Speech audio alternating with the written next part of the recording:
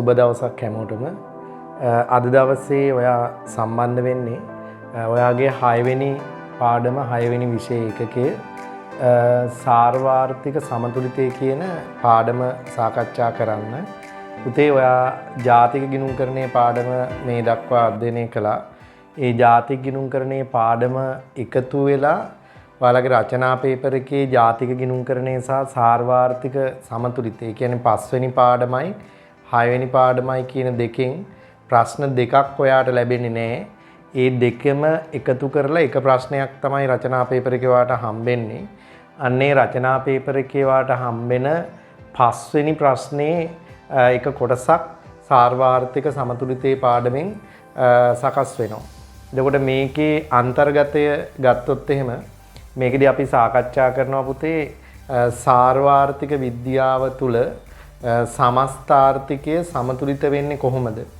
ඒකට අදාළ සමාහාර ඉල්ලුම්, සමාහාර සැපයුම්, ඒ වගේම පරිභෝජන වියදම්, ආන්තික පරිභෝජන නැමියාව, ඉතුරුන් ආන්තික ඉතුරුන් නැමියාව, ඒ වක්‍ර සහ ඒ වගේ වෙනස් වීම, ඒ වගේම සරල ආර්ථිකයක සමතුලිතය, සංවෘත ආර්ථිකයක සමතුලිතය, විවෘත ආර්ථිකයක සමතුලිතය, ගුණක සහ ගුණක ප්‍රතිවිපාක, අන්නේ කියන කොටස් ටික තමයි මේ පාඩම යටතේ අපි සාකච්ඡා කරන්නේ.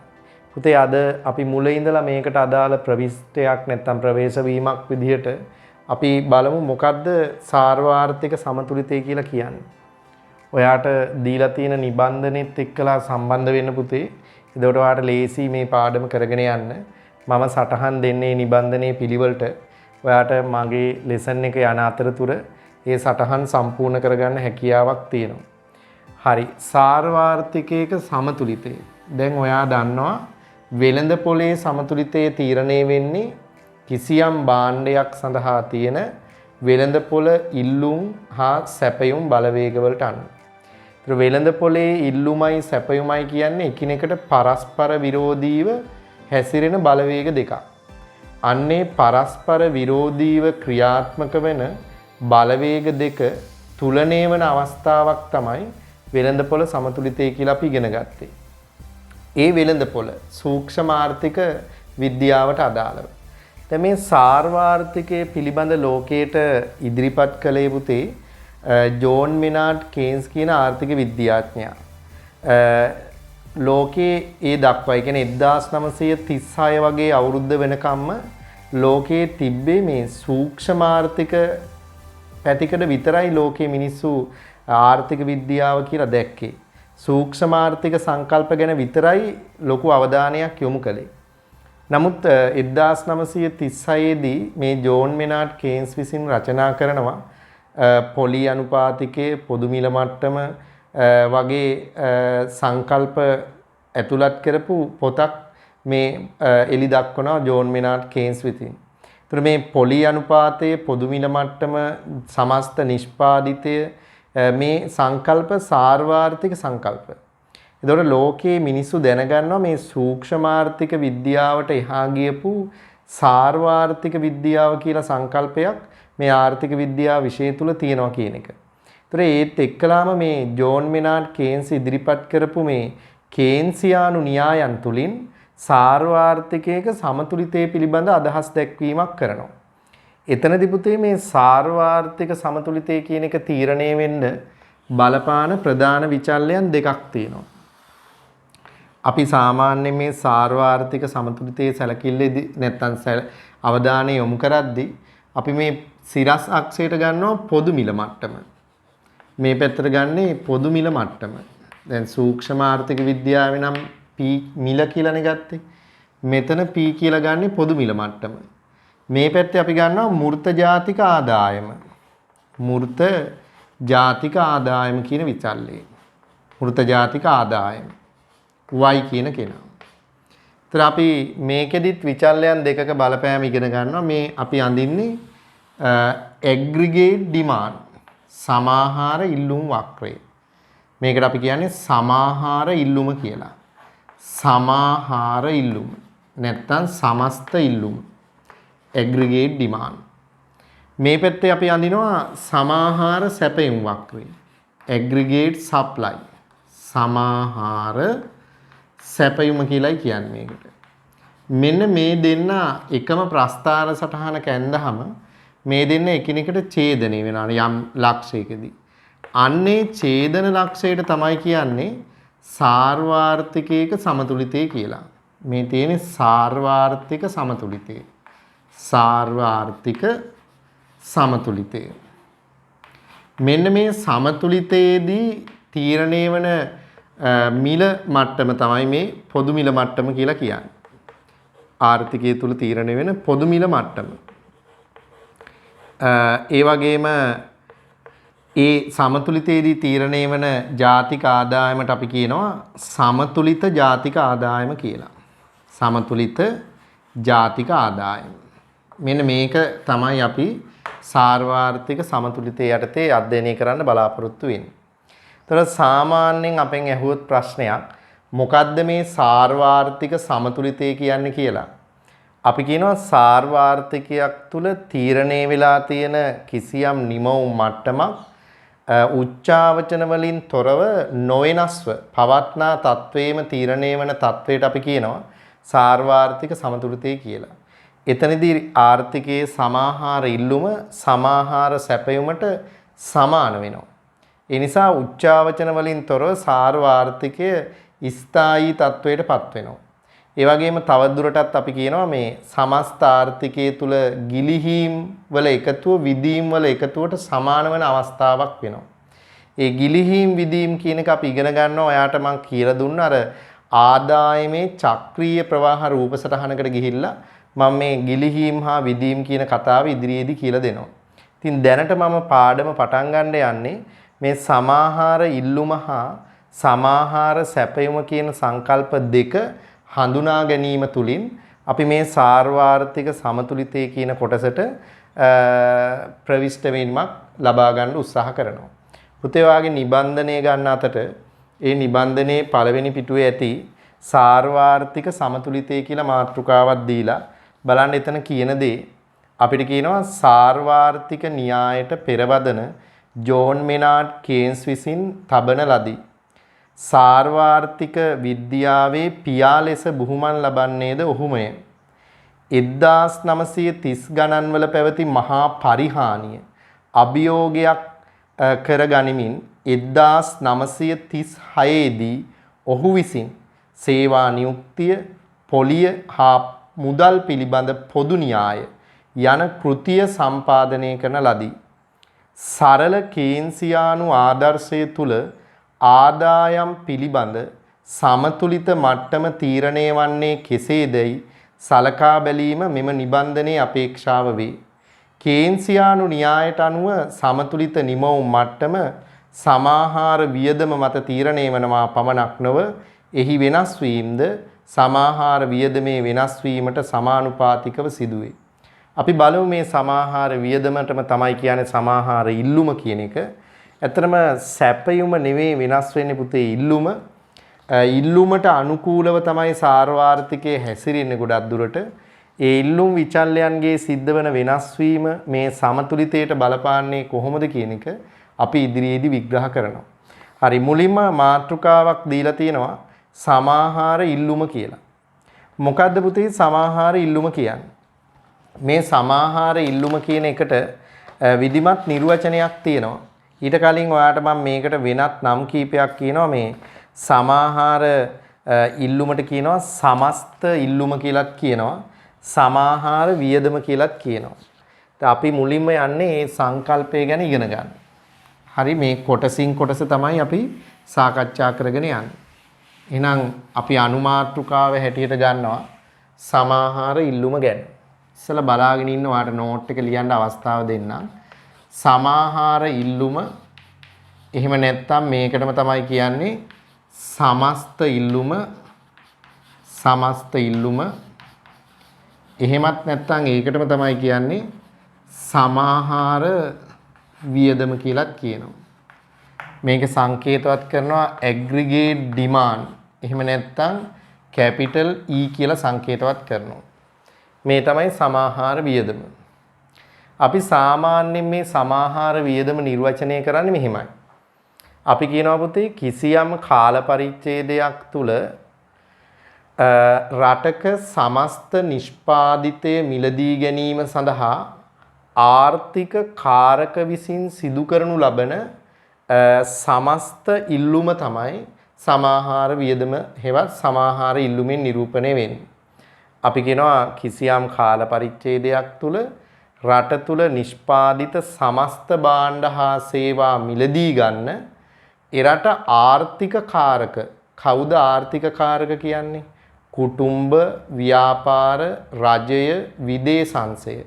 මෙන්න මේ ආර්ථික කාරක විසින් ඒ කාල පරිච්ඡේදය තුල කරන සමස්ත වියදමට අපි කියනවා සමාහාර වියදම හේවත් සමාහාර ඉල්ලුම කියලා. ඒ නිසා මේ සමාහාර ඉල්ලුමේ ප්‍රධාන සංරචක හතරක් අපි ඉගෙන ගන්නවා. එක්කෙනෙක් තමයි කුටුම්බංශයේ භාණ්ඩ හා සේවා මිලට ගන්න කරන වියදමට අපි කියනවා පෞද්ගලික පරිභෝජන. එහෙම නැත්නම් කුටුම්බ පරිභෝජන වියදම්. කුටුම්බ පරිභෝජනේ. මේකට සංකේතයක් විදිහට දෙනවා පුතේ C. දෙවෙනි එකනට අපි කියනවා ව්‍යාපාරික අංශය කරන වියදමට නැත්නම් ඊට කලින් පොදු පරිභෝජනයට සමාන රජයේ කරන වියදමක් තියෙනවා පොදු පරිභෝජනේ. පොදු පරිභෝජනය එහෙම නැත්නම් රාජ්‍ය මිලට ගැනීම කියලාත් කියනවා මේකට G කියලා සංකේතවත් කරනවා. මේ දෙකේ එකතුවට ඇත්තටම කියන්නේ මුළු පරිභෝජනය කියලා කියන්නේ. මේ දෙකේ එකතුවට කියනවා මුළු පරිභෝජනය කියලා කියනවා. අපි වියදම් ප්‍රවේශය යටතේ ජාතික ගිණුම් හදද්දිත් ඕක කියලා දුන්නා. ඊළඟ තුන්වෙනි එකනට අපි කියනවා පුතේ මේ ව්‍යාපාර අංශයෙන් කරන දල ප්‍රාග්ධනය. දල ප්‍රාග්ධන සම්පාදනය. දල ප්‍රාග්ධන සම්පාදනය එහෙම නැත්නම් දල ආයෝජනය කියලාත් කියනවා. දල ආයෝජනය. සමහර පොත්පත්වල පෞද්ගලික ආයෝජනය කියලාත් තියලා තියෙන්න පුළුවන්. ඒකේ සංකේතය කැපිටල් I. අනිත් එක්කනට අපි කියන්නේ සුද්ධ අපනයන. අපනයන කියලාත් කියනවා. සුද්ධ අපනයන තමයි අපි ගන්නෙ. සුද්ධ අපනයන NX. ඒ කියන්නේ මේ extreme name කියන සූත්‍රයෙන් ගන්න. හරි. අපනයන ඍණානයන. මෙන්න මේ වියදම් හතරට තමයි අපි කියන්නේ සමාහාර ඉල්ලුම කියලා. නැත්තම් සමස්ත ඉල්ලුම. එහෙම නැත්තම් සමාහාර වියදම කියනවා. මේකට අදාළ අපිට පුළුවන් ශ්‍රිතයක් ගොඩනගන්න. සමාහාර ඉල්ලුම් ශ්‍රිතය නැත්තම් සමාහාර වියදම් ශ්‍රිතය අපිට ලියන්න පුළුවන් මෙහෙම. AD නැත්තම් E සමානයි C ධන I ධන G ධන NX කියලා ලියන්න පුළුවන්. මේකට තමයි අපි කියන්නේ සමාහාර ඉල්ලුම් ශ්‍රිතය නැත්තම් සමාහාර වියදම් ශ්‍රිතය කියලා. විවෘත ආර්ථිකයකට අදාළව සමාහාර වියදමේ මේ කොටස් හතර තමයි අන්තර්ගත වෙන්නේ. ඒ සමාහාර වියදම් ශ්‍රිතය තමයි මම ඔයාලට ඔය පෙන්වුවේ. එහෙනම් අපි බලමු ආපහු සැරයක් ඉගෙන ගන්න. මොකද්ද පුතේ සමාහාර ඉල්ලුම නැත්තම් සමස්ත වියදම කිව්වේ? අපි කිව්වා කිසියම් කාල පරිච්ඡේදයක් තුල රට සතු සමස්ත නිෂ්පාදිත මිලට ගැනීම සඳහා ආර්ථික කාරක විසින් සිදු කරනු ලබන සමස්ත වියදම තමයි සමාහාර වියදම හෙවත් සමාහාර ඉල්ලුමෙන් නිරූපණය වෙන්නේ. ඒ තුල අන්තර්ගත වන ප්‍රධාන කොටස් හතරක් තියෙනවා. කුටුම්බ පරිභෝජනේ, පොදු පරිභෝජනේ, දල ප්‍රාග්ධන සම්පාදනයේ නැත්තම් දල ආයෝජනේ, සුද්ධ අපනයන NX නැත්තම් extreme කියන වියදම්. හරි අපි නෝට් එක සම්පූර්ණ කරගමු පුතේ. ඔයාගේ සමාහාර ඉල්ලුම කියන තැන මේ සටහන දාගමු අපි. ලියන්න. දෙන ලද කාල පරිච්ඡේදයක් තුල දෙන ලද කාල පරිච්ඡේදයක් තුල ආර්ථිකයේ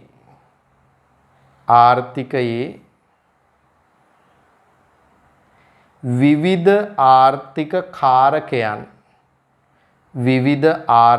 කාරකයන් වරහන් ඇතුලේ ලියන්න පුතේ කුටුම්බ ව්‍යාපාර රජය විදේශාංශය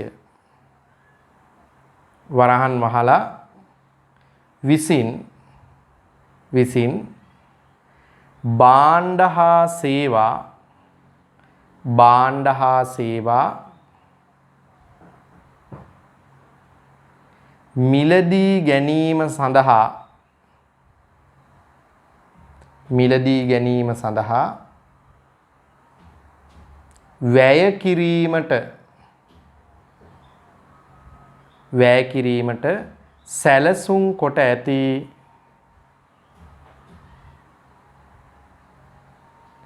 වියදම් ප්‍රවාහය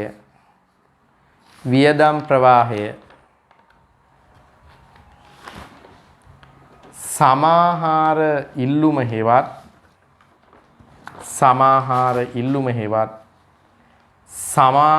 වියදම වේ. හරි පුතේ, එතන පහළ තියෙනවා ඔයාගේ නෝට් එකේ බලන්න. මේ මගින් කිසියම් කාලච්ඡේදයක් සඳහා සැලසුම් කරන ලද ජාතික වියදම නිරූපණය වේ. මෙය හැඳින්වීමට සමස්ත ඉල්ලුම, සමාහාර වියදම යන විකල්ප නම්ද භාවිතා කරයි. සමාහාර ඉල්ලුමෙහි සංරචක 4කි. අන්නේ 4 දෙනා අපි ලියමු පුතේ. පළවෙනි එක ලියන්න කුටුම්බ පරිභෝජනය C. දෙවෙනි එක ලියන්න පොදු පරිභෝජනය G. දෙවෙනි එකේ I දාලා තියෙන හින්දා ලියන්න දල ප්‍රාග්ධන සම්පාදනය. නැත්තම් දල ආයෝජනය. තුන්වෙනි එක පොදු පරිභෝජනය. හතරවෙනි එක එන්න ඕන සුද්ධ අපනයන. වරහන් ඇතුලේ x නෙමෙයි nx කියලා හදාගන්න. සුද්ධ අපනයන nx වෙන්න ඕන. ඊළඟට පහලින් තියෙනවා ඒ අනුව සමාහාර ඉල්ලුමෙහි ශ්‍රිතේ පහත පරිදි දැක්විය හැක කියලා. අන්න අර උඩ තියෙන ශ්‍රිතේ ලියා ගන්න. මොකද්ද? AD ඇලයිරක් කැපිටල් E සමානයි C ධන I ධන G ධන nx. C ධන I ධන G ධන nx කියන කෙනා. හරිනේ? හරි. ඊළඟ පිටුවේ තියෙන දේ බලා ගන්න ඔයාලා. අහපව් සැරයක් කියනවා මෙහෙම. කෙටි කාලයේ ආර්ථික නිෂ්පාදන ධාරිතාවයෙන් කොතරම් ප්‍රමාණයක් උපයෝජනය කරන්නේද යන්න තීරණය වන්නේ සමාහාර ඉල්ලුම මතය. එහි ඇතිවන්නා වූ උච්චාවචනයන් අනුව රටක සමස්ත නිමවුමද උච්චාවචනය වේ. සාමාන්‍යයෙන් ඉල්ලුමේ සිදුවන වෙනස් වීම මත තමයි අපේ සැපයුමේ හටගන්නා වෙනස් වීම තීරණය වෙන්නේ. හරිනේ? රයිට්. ඊළඟ විචල්ලයට යනවා අපි. මොකක්ද ඊළඟ විචල්ලය? ඊළඟ විචල්ලය තමයි අපි දැන් සාර්වාර්ථික සමතුලිතයේ තීරණය වෙන්න බලපාන ප්‍රධාන විචල්යන් දෙකනේ කතා කරමින් ඉන්නේ. එක්කෙනෙක් තමයි සමාහාර ඉල්ලුම. නැත්තම් සමස්ත වියදම කියන විචල්ලය. අනිත් එක්කනට අපි කියනවා සමාහාර සැපයුම. සමාහාර සැපයුම. එහෙම නැත්තම් සමස්ත සැපයුම. සමස්ත සැපයුම. මේකටම තමයි කියන්නේ සමාහාර ආදායම කියලාත් කියනවා. සමාහාර ආදායම කියලාත් කියනවා. හරි. මේකේ සංකේතවත් කරනවා ඇග්‍රිගේට් නැත්තම් සප්ලයි AS එහෙම නැත්තම් Y කියලා yield ආදායම. මේකෙත් කොටස් 4ක් තියෙනවා. අපි මේ කොටස් 4 කතා කරන්න කලින් මොකද්ද මේ සමාහාර සැපයුමෙන් පෙන්වන්නේ කියලා බලමු. ඔයාලට එතන දීලා තියෙනවා විස්තරයක් බලා ගන්න ඉස්සරලාම. යම් දෙන ලද කාල පරිච්ඡේදයක් තුල ව්‍යාපාරික ආයතන සමස්තයක් ලෙස නිපදවීමට කැමැති භාණ්ඩ හා සේවා ප්‍රමාණයේ මුළු වටිනාකම සමාහාර සැපයුම වේ. නැතහොත් කිසියම් අවස්ථාවකදී ආර්ථිකයක අපේක්ෂිත දල ජාතික නිෂ්පාදිතය හෝ එමගින් බිහිවන ආදායම් ප්‍රවාහය සමාහාර සැපයුම වේ.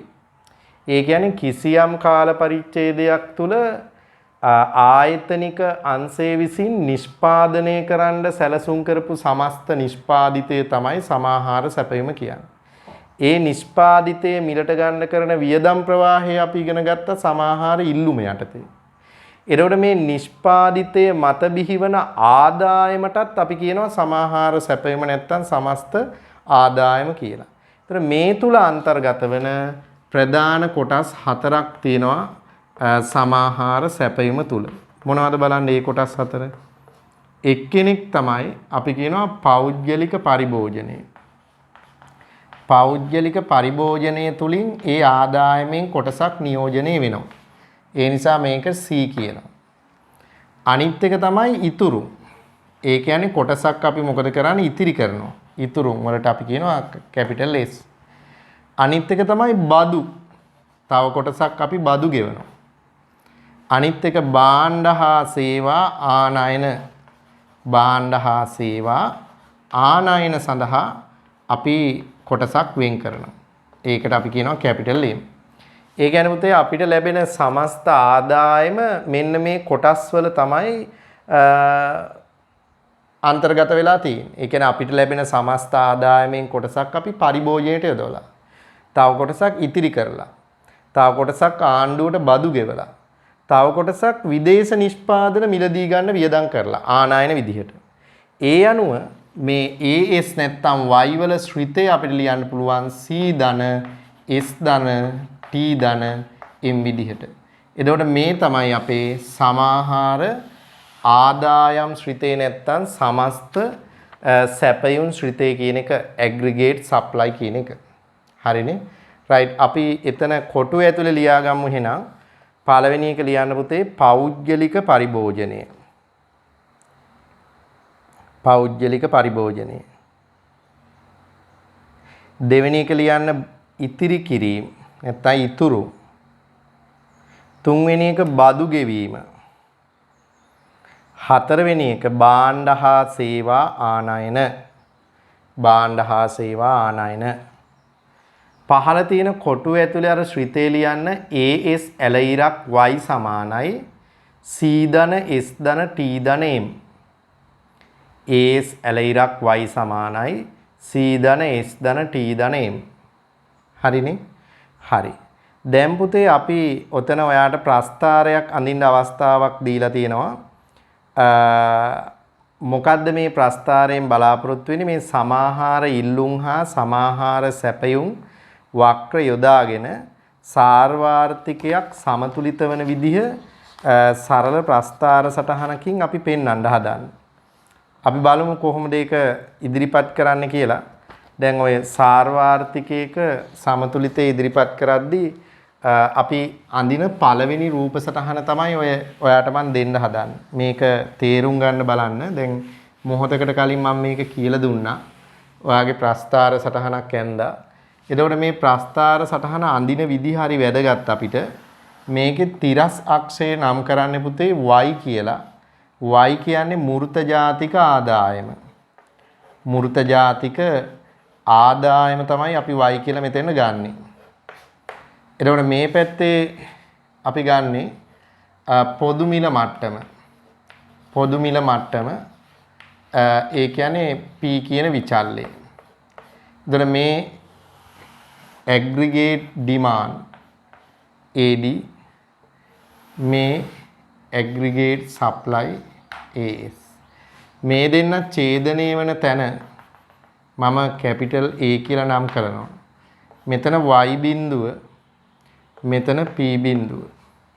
එතකොට මේ තමයි සමතුලිත ජාතික ආදායම ඇත්තටම. සමතුලිත ජාතික ආදායම තමයි අපි Y බිඳුව කියලා මේ තීරණය වෙන්නේ. එතකොට මේ A ලක්ෂයේදී තීරණය වෙන්නේ සාර්වාර්ථික සමතුලිතය. හරි. ඔයාට මේ ප්‍රස්ථාරය ඇඳ ගන්න පුළුවන් විනාඩියක් දෙන්න. හරි. ඒ ප්‍රස්ථාරය ඇඳ ගමු බලන්න.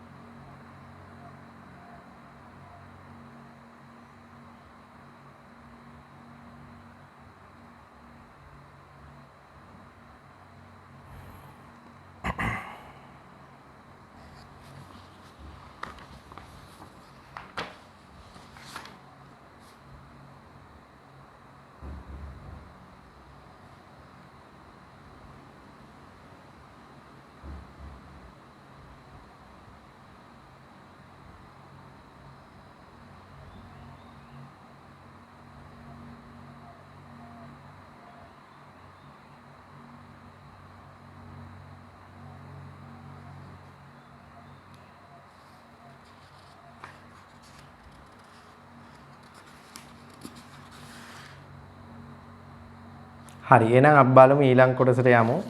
පුතේ ඊළඟට ප්‍රශ්නයක් දීලා තිනවා බලන්න විභාග ප්‍රශ්නයක්. පහත සඳහන් දෑ අතරින් සමාහාර ඉල්ලුම වැඩි කිරීමට බොහෝ දුරට හැකියාවක් ඇත්තේ කවර දෑයකටද? සමාහාර ඉල්ලුම වැඩි කරන්න. නේ ඉල්ලුමේ සංරචකයක් වෙන්න එපැයි සීදන, අයිදන, ජීදන NX වලින් එකක්. උත්තරේ 4 නේද?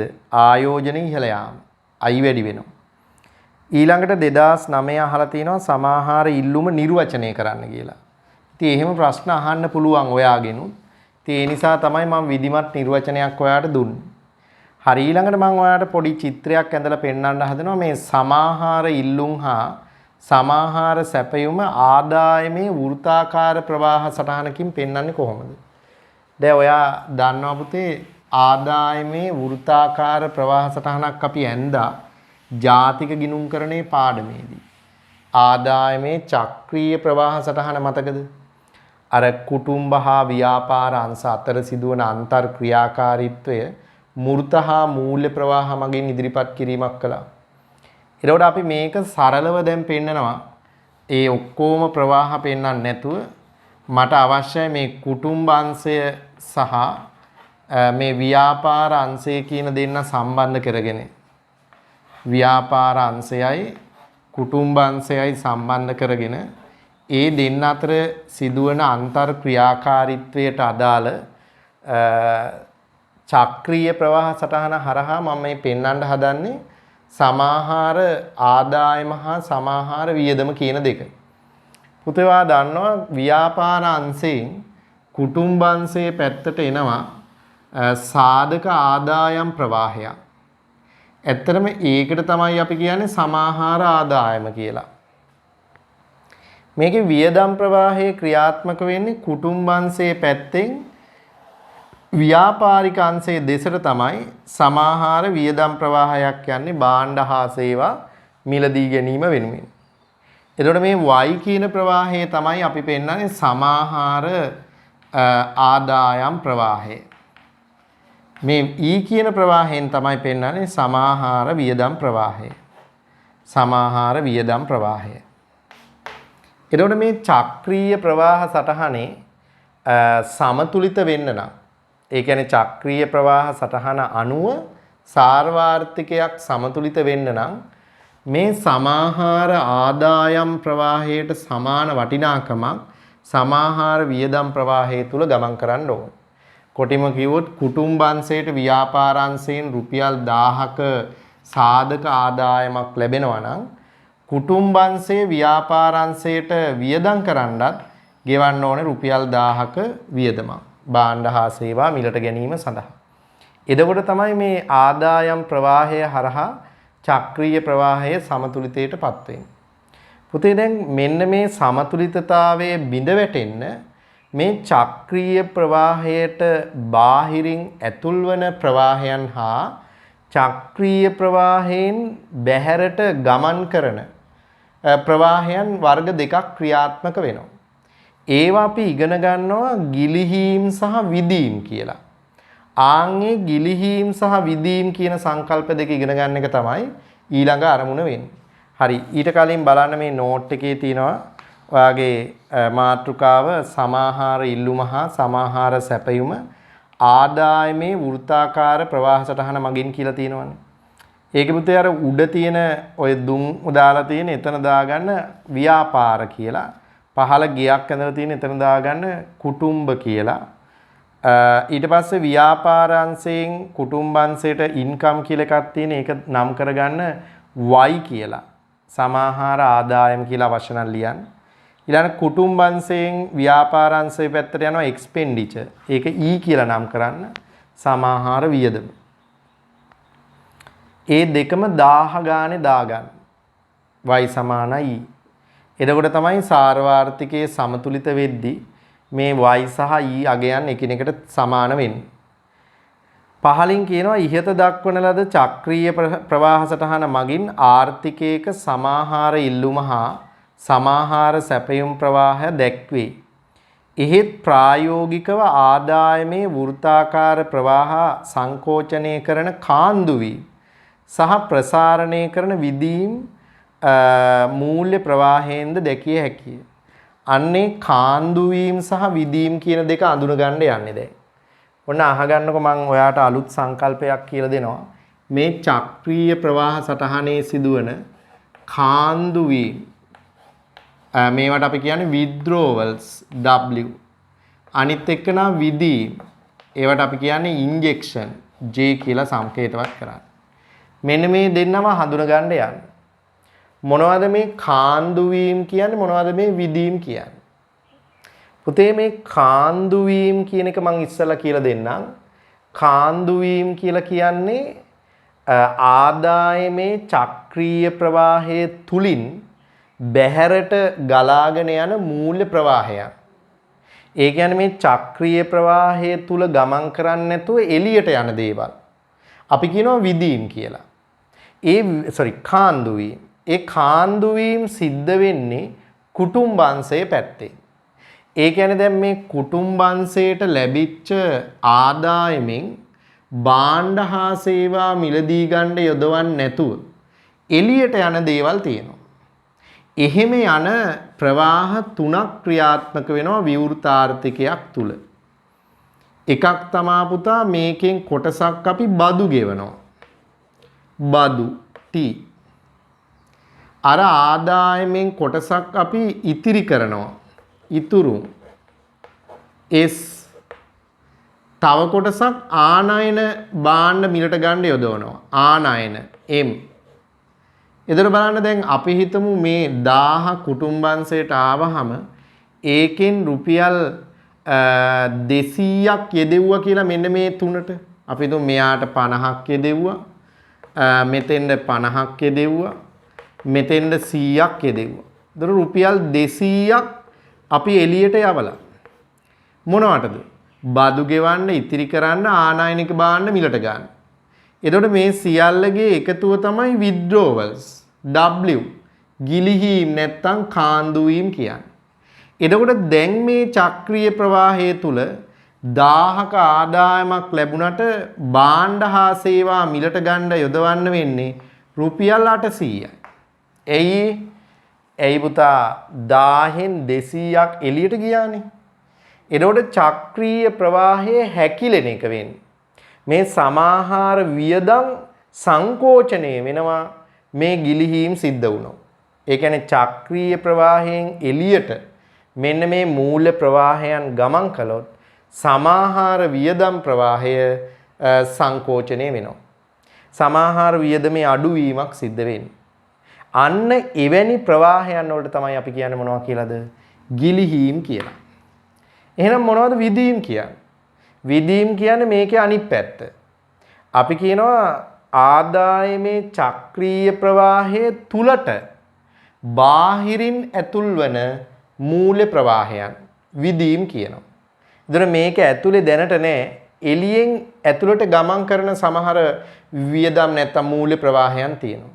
ඒ විදීම් සියල්ල සිද්ධ වෙන්නේ ව්‍යාපාරික අංශයේ පැත්තෙන්. අපි කියනවා ඒවා කොටස් තුනකින් වෙන්න පුළුවන්. විවෘතාර්ථිකයක. එකක් තමයි රාජ්‍ය මිලට ගැනීම. නැත්තම් පොදු පරිභෝජනය කියමු.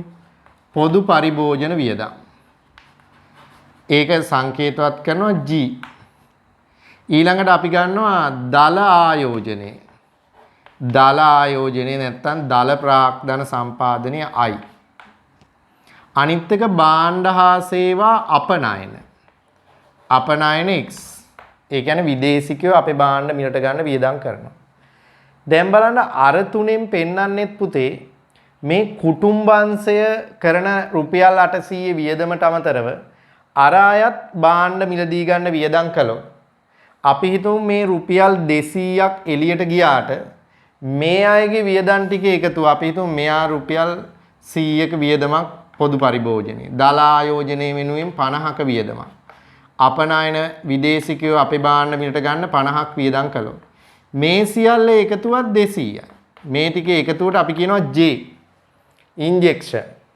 එතකොට බලන්න 200ක් එළියට ගියාට අහපව් 200ක වියදම් ඇති වුණා අර විදීම් තුලින්. ඉතින් අහපව් මේ වියදම් ප්‍රවාහය තුල 200ක් ගමන් කරනවා. මොකද මෙතනින් 200ක් ඇතුළට ආවා මේ 800යි එතකොට 1000 සම්පූර්ණ වෙනවා. එතකොට මේ චක්‍රීය ප්‍රවාහය තුල 1000 ආය ගමන් කරනවා. මෙහෙන් 200ක් එළියට යද්දී අර එහෙන් 200ක් ඇතුළට ඇවිල්ලා. ඒ කියන්නේ චක්‍රීය ප්‍රවාහයේ තුලණය වෙන්න නම් අනිවාර්යෙන් මේ W වල එකතුව මේ J වල එකතුවට මොකද වෙන්න ඕනේ? සමාන වෙන්න ඕනේ. ඒ කියන්නේ ගිලිහීම් වල එකතුව විදීම් වල එකතුවට සමාන වුණාම මේ චක්‍රීය ප්‍රවාහය සංකෝචනය වෙන්නෙත් නැහැ, ප්‍රසාරණය වෙන්නෙත් නැහැ. දැන් ගිලිහීම් විතරක් වුණොත් මේක සංකෝචනය වෙනවා. විදීම් විතරක් වුණොත් අලුතෙන් එන්නේ මේ වියදම් වර්ග තුනක්නේ. ඔයා දන්නවා මේ E වල තියෙන සංරචක තුනක් නේද අර තියෙන්නේ. C ධන, I ධන, G ධන, NX නේ අපි කතා කරේ. එතකොට අර I ධන, G ධන, X කියන්නේ අර E වල තියෙන කොටස් තුනක්. එතකොට මෙහෙන් එළියට ගියාට ගිලිහීම් විදිහට ආදායමෙන් කොටසක් සමාහාර වියදම ප්‍රසාරණය වෙන්න අර විදීම් බලපානවා. ඒතර ගිලිහීම් තුලින් සමාහාර වියදමේ සිද්ධ වෙච්ච සංකෝචනය විදීම් තුලින් ආවරණය කරලා තියෙනවා. එතකොට පුතේ ඔයාට මේකෙදි දැනගන්න තියෙන කාරණේ තමයි මේ චක්‍රීය ප්‍රවාහයේ තුලණය වෙන්න නම් මේකේ ගමන් කරන වටිනාකම සමාන වෙන්න එපේ. ගිලිහීම් තුලින් වෙන්නේ ඒ ගමන් කරන වටිනාකම් අසමාන කරන එක. මොකද වියදම් ප්‍රවාහය සංකෝචනය කරනවා.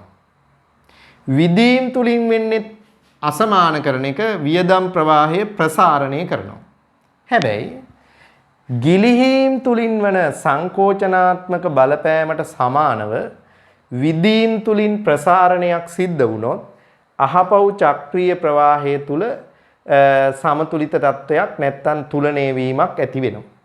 ඒ නිසායි අපි කියන්නේ සාර්වාර්ථිකයක් තුලණය වෙන්න නම්, සමතුලිත වෙන්න නම් ගිලිහීම් වල වටිනාකමට සමානව මොනවද සිද්ධ වෙන්න ඕන? විදීම් සිද්ධ විය යුතුයි. එහෙනම් මම මෙතන බලාපොරොත්තු වෙන්නේ වාට කියලා දෙන්න මොකද්ද? මේ ගිලිහීම් සහ විදීම් කියන්නේ මොනවද කියන එක. අපි ගිලිහීම් කියලා අඳුනගත්තේ පුතේ එතකොට චක්‍රීය ප්‍රවාහය තුලින් බැහැරට ගමන් කරන මූල්‍ය ප්‍රවාහයක්. ඒ වයින් මොකද්ද වෙන්නේ? සමාහාර වියදම් ප්‍රවාහය සංකෝචනය වෙනවා. මොනවද විදීම් වර්ග තුන? බදු, ඉතුරුම්, ආනයන. S ධන, T ධන, M. ඊළඟට විදීම් කියන්නේ මොනවද? චක්‍රීය ප්‍රවාහයේ තුලට බැහැරින් එකතු වන මූල්‍ය ප්‍රවාහයන්. ඒ විදීම් තුලින් වෙන්නේ ආදාය නැත්නම් සමාහාර වියදම් ප්‍රවාහය ප්‍රසාරණය වෙන එක. විදීම් ආකාර තුනකින් වෙන්න පුළුවන්. පොදු පරිභෝජනයේ, දල ආයෝජනයේ, අපනයන. I ධන, G ධන, X. ඒ තුලින් මේ වියදම් ප්‍රවාහය ප්‍රසාරණය වෙනවා.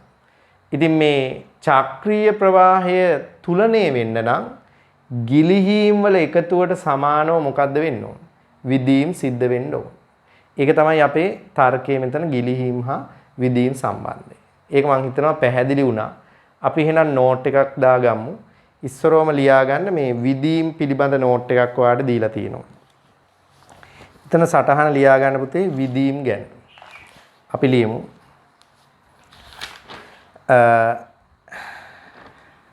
ආදායමේ චක්‍රීය ප්‍රවාහය තුලින්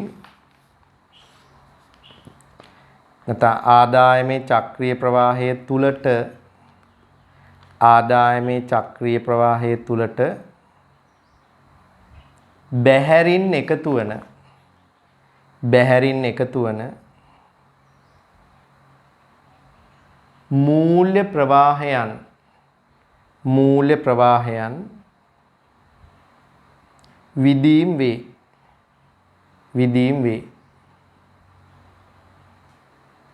විදීම් තුලින් සමාහාර වියදම් ප්‍රවාහය ශක්තිමත් වන බැවින් සමාහාර වියදම ප්‍රසාරණය වේ. පහලින් කියනවා මේවා ආදායමේ වෘත්තාකාර ප්‍රවාහයට බැහැරින් ඇතුල් වන මූල්‍ය ප්‍රවාහයන් වේ. එබැවින් විදීම් මගින් ආදායම් ප්‍රවාහය ප්‍රසාරණය වේ. මේ එකතු වීම ඇතුල් කිරීම inflows යන විකල්ප නම් වලින්ද හඳුන්වයි. පුතේ මෙතන විදීම්හි සංරචක 3 දීලා තියෙනවා. ඔයා ලියා ගන්න පළවෙනි එක දල ආයෝජනය, දෙවෙනි එක පොදු පරිභෝජනය, තුන්වෙනි එක අපනයන. විදීම් ශ්‍රිතය ලියා ගන්න පුළුවන් මෙහෙම. අපි විදීම් ශ්‍රිතය ලියමු J සමානයි I ධන G ධන X කියලා. විදීම් ශ්‍රිතය ලියන්න J සමානයි I ධන G ධන X කියලා. J සමානයි I ධන G ධන X. මේකට තමයි අපි කියන්නේ විදීම් ශ්‍රිතය. විදීම් හොයන සමීකරණය. හරිනේ? right. ඊළඟට කාන්දු වීම නැත්තම් leakages, withdrawals, ගිලිහීම් කියලාත් කියනවා. අපි ඒකට නිර්වචනයක් ලියා ගමු ඊළඟට. කාන්දු වීම වලට ලියන්න මෙහෙම. ආදායමේ චක්‍රීය ප්‍රවාහයේ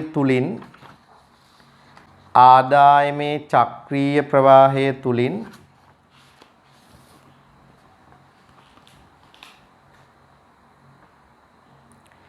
බැහැරට ගමන් කරන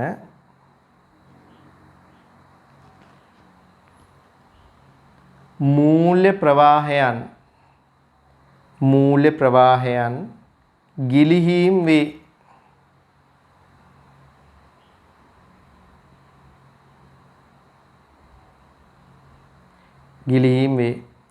එබැවින් ගිලිහීම් තුලින් වියදම් ප්‍රවාහය සංකෝචනය කරයි. හරි. ඉතින් ඔයාලට ඒකේ ලියා ගන්න තියෙනවා බලන්න මේවා චක්‍රීය ප්‍රවාහයෙන් බැහැරවන මූල්‍ය ප්‍රවාහයන් වේ. එබැවින් කාන්දු වීම මගින් ආදායම් ප්‍රවාහය සංකෝචනය වේ. ගිලිහීම් නැත්නම් මේවා ගිලිහීම් ලෙසද හඳුන්වයි. ගිලිහීම් වල වර්ග 3 ලියන්න කොටුව ඇතුලේ. පළවෙනි එක ඉතුරු S, ඊළඟට බදු ගෙවීම් T, ඊළඟට ආනයන M. ඊළඟට පහලින් ලියන්න කොටුව ඇතුලේ කාන්දු වීම ශ්‍රිතය, ගිලිහීම් ශ්‍රිතය W සමානයි S ධන T ධන M. එහෙනම් ගිලිහීම් වල එකතුව හැදෙන්නේ S ධන T ධන M වලින්. විදීම් වල එකතුව හැදෙන්නේ I ධන G ධන X වලින්. හරි. එහෙනම් අපි යමු ඊළඟ කොටසට. ඊළඟට අපි ඉදිරිපත් කරන්න පුතේ මේ ඔයාට රූප සටහනක් දීලා තිනවා මේ විදීම් හා කාන්දු වීම ප්‍රවාහයන් ඇතුළත් ආදායම් ප්‍රවාහය. පුතේ ඒක ඔයා ඇඳගත්තොත් හොඳයි. මම රූප සටහන පැහැදිලිව අඳින්නම්. ඔයා එතන රූප සටහනක් අඳින්න මම අඳින විදිහට. එතකොට ඒක ගොඩාක් පහසුවෙන් ඔයාට මේක තේරුම් ගන්න පුළුවන්. අර කලින් ඇඳපු රූප සටහනම අපි අඳිමු. මේ පැත්තේ අපි කුටුම්බංශය දානවා. කුටුම්බංශය. මේ පැත්තේ අපි දාමු ව්‍යාපාරික අංශය.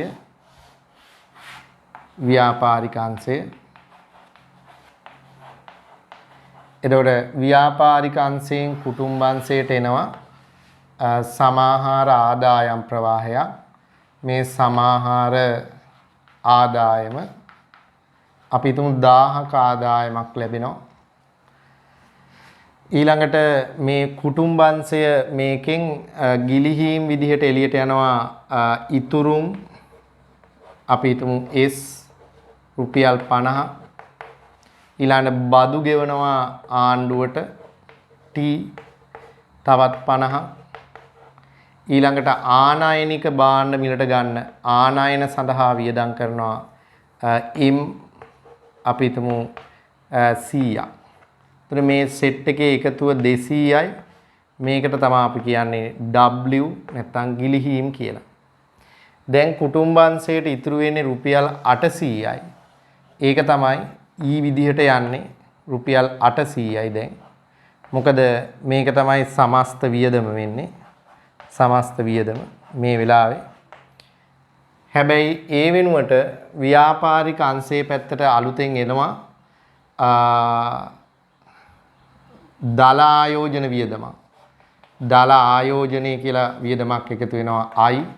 අපි තුමු 100ක්. ඊළඟට පොදු පරිභෝජනයේ ආණ්ඩුවෙන් කරන වියදමක් G අපි තුමු 50යි. ඊළඟට විදේශාංශයෙන් අපනයන වියදමක් කරනවා අපේ භාණ්ඩ මිලට ගන්න X තවත් 50ක්. මේ සියල්ල එකතුවත් 200යි. මේක තමයි J කියන්නේ. එතකොට අහපව් සාර්වාර්ථිකය තුලණය වෙනවා. මේ චක්‍රීය ප්‍රවාහය තුලණය වෙනවා. ඔන්න ඔය ටික රූප සටහනේ ඔයා ඇඳ ගන්න ඕන. හරිනේ පුතේ? හරි. ඒ ටික ඇඳ ගමු. බලා ගන්න ඊළඟට කියනවා සාර්වාර්ථික සමතුලිතය කියන්නේ මොකක්ද කියලා. දැන් ඔයාට මම පැහැදිලි නිර්වචනයක් දුන්නා. සාර්වාර්ථිකයක් සමතුලිත වෙන්නේ කොහොමද? ඒ සමතුලිතය අපි නිර්වචනය කරන්නේ කොහොමද? දැන් මුලින්ම අපි පාඩම පටන් ගද්දිම කියලා දුන්නා සූක්ෂමාර්ථික න්‍යායේදී සමතුලිතය කියලා ඉගෙන ගත්තේ සැලසුම් කරපු ඉල්ලුම සැලසුම් කරපු සැපයුමට සමාන වන අවස්ථාව. එතනදී අදි ඉල්ලුම් හෝ අදි සැපයුම් තත්වයන් නොමැතිව වෙළඳපොළ තුලණය වෙනවා. නේද? ඒ වගේම මේ සාර්වාර්ථික විද්‍යාවට අදාළව සාර්වාර්ථික සමතුලිතය කියන එකෙන් මොකක්ද අදහස් වෙන්නේ? අපි කියනවා පුතේ සාර්වාර්ථිකයක් සමතුලිත වෙද්දී සමාහාර ඉල්ලුමයි සමාහාර සැපයුමයි සමාන වෙන්න ඕන.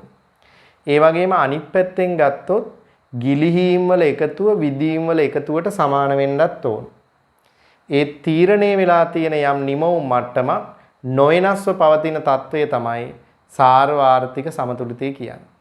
එතනදී අපි කියනවා මේ ආර්ථිකයේ ගිලිහීම් හා විදීම් එකිනෙකට සමාන වන නිසා මේ සංකෝචන හෝ ප්‍රසාරණයන් වෙන්නේ නැහැ. නේද?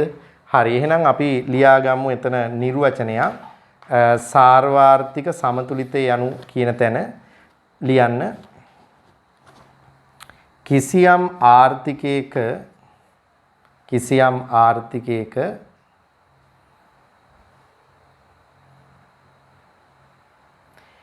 තීරණය වී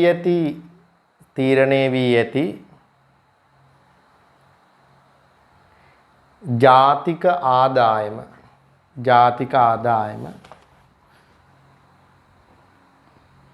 උච්චාවචනයන්ගෙන් තොරව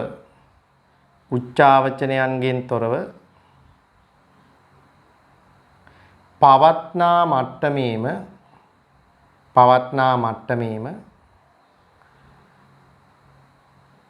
පවතින తත්වය සාර්වාර්ථික සමතුලිතයයි.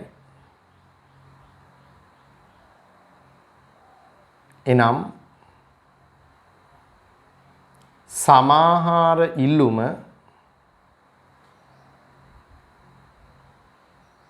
සමාහාර සැපයුමට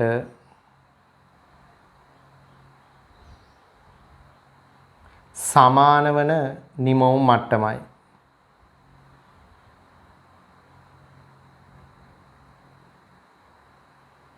එහිදී සමස්ත ආදායම හා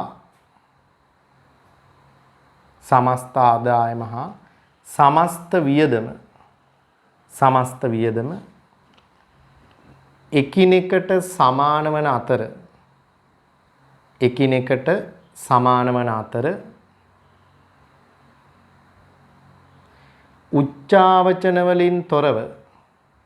උච්චාවචන වලින් තොරව නිමවුම්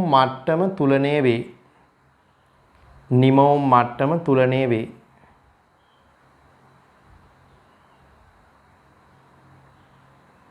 එමෙන්ම ආදායමේ චක්‍රීය ප්‍රවාහයෙන්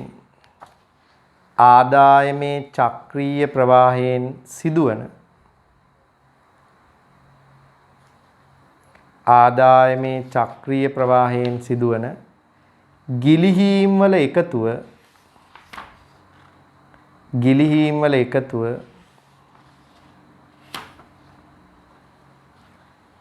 විදීම් වල එකතුවට සමාන වේ. විදීම් වල එකතුවට සමාන වේ. ඊළඟට එතන තියෙනවා පුතේ සාර්වාර්ථික සමතුලිත කොන්දේසි දෙකක් කියලා කියනවා. අනේ සමතුලිත කොන්දේසි දෙකෙන් මොනවද අදහස් වෙන්නේ? දැන් අපිට මෙතනම මේක ඔප්පු කරගන්න පුළුවන්. එකක් තමයි සමතුලිතයේදී y වල අගය e වල අගයට සමාන වෙන්න ඕන. ඒක එහෙම වෙන්න නම් w වල වටිනාකම j වල වටිනාකමට අනිවාර්යෙන් මොකද වෙන්න ඕන? සමාන වෙන්න ඕන. ඇයි අපි y වල අගය e වලට සමාන වෙන්න නම් සමාහාර ආදායම සමාහාර වියදමට සමාන වෙන්න නම් ගිලිහීම් වල එකතුව විදීම් වල එකතුවට අනිවාර්යෙන් මොකද වෙන්න ඕන? සමාන වෙන්න ඕන. එහෙම වුණොත් තමයි සාර්වාර්ථිකයේ සමතුලිත වෙන්නේ. ඒ නිසා සමතුලිත කොන්දේසි දෙකක් ඉදිරිපත් කරන්න පුළුවන්. එකක් තමයි සමතුලිතයේදී y ඊට සමාන වෙන්න ඕන කියන එක. අනිත් එක සමතුලිතයේදී w j ට සමාන වෙන්න ඕන කියන එක. ඒ අනුව ප්‍රවේශ දෙකක් ඔස්සේ අපි සමතුලිතය විග්‍රහ කරනවා ඉදිරියේදී. එකක් තමයි සමාහාර ආදායම් හා වියදම් ප්‍රවේශය. අනිත් එක ගිලිහීම් හා විදීම් ප්‍රවේශය. ඒට අදාළ ගණිතමය අභ්‍යාස, ප්‍රස්ථාර, ලේඛන භාවිතයෙන් මේ ක්‍රම දෙක අධ්‍යයනය කරනවා අපි ඉදිරියේදී. එහෙනම් ලියා ගන්න එතන පළවෙනි කොන්දේසිය සමාහාර ආදායම සමාහාර වියදමට සමාන වීම. සමාහාර ආදායම සමාහාර වියදමට සමාන වීම. වරහන් ඇතුළේ යන y සමානයි e විය යුතුයි. y සමානයි e විය යුතුයි. දෙවෙනි කොන්දේසිය ලියන්න ගිලිහීම් වල සමස්ත එකතුව. ගිලිහීම් වල සමස්ත එකතුව w විදීම් වල සමස්ත එකතුවට විදීම් වල සමස්ත එකතුවට වරහන් ඇතුලේ j සමාන විය යුතුය. සමාන විය යුතුය. ඒ කියන්නේ වරහන් ඇතුලේ ලියන්න w සමානයි j කියන එක. w සමානයි j. හරි. එහෙනම් අපි පුතේ ඔන්න අපි සාර්වාර්ථික සමතුලිතයේ මූලිකාංග ටික තමයි වත් එක්ක අද දවසේ මම සාකච්ඡා කළේ. ඉදිරියේදී අපි මේ ආදායම් වියදම් ප්‍රවේශය හා ගිලිහීම් විදීම් ප්‍රවේශය හරහා සාර්වාර්ථිකයක සමතුලිතය ඉදිරිපත් කරන්නේ කොහොමද කියන එක අධ්‍යයනය කරනවා.